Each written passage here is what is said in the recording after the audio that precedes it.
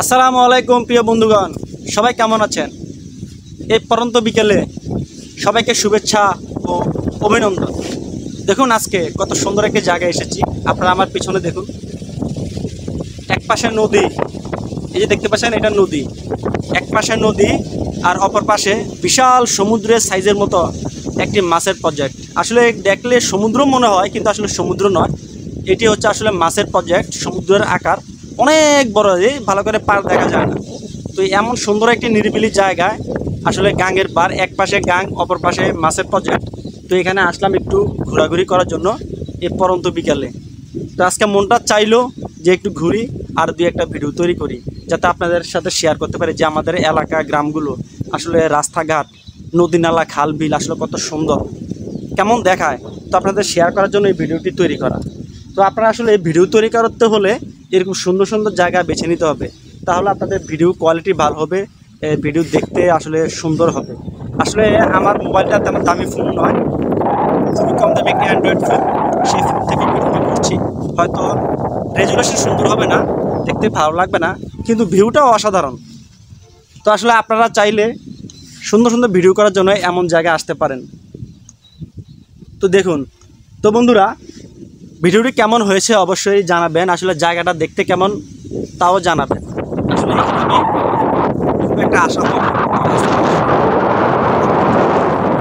Share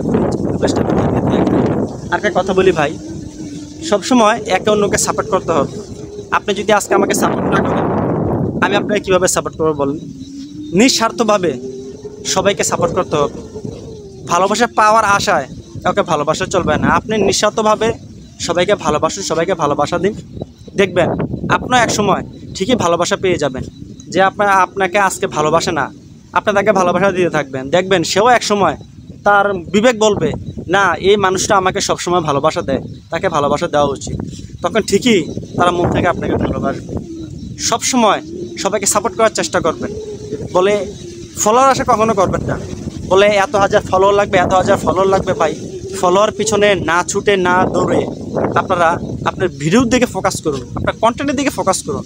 আপনার content যদি ভালো হয়, আপনার পারফরমেন্স যদি ভালো হয়, আপনার ভিডিও দেখবেন একদিন এমনিতেই ভাইরাল হয়ে যাবে, আপনার ফলোয়ার অটোমেটিক বেড়ে যাবে।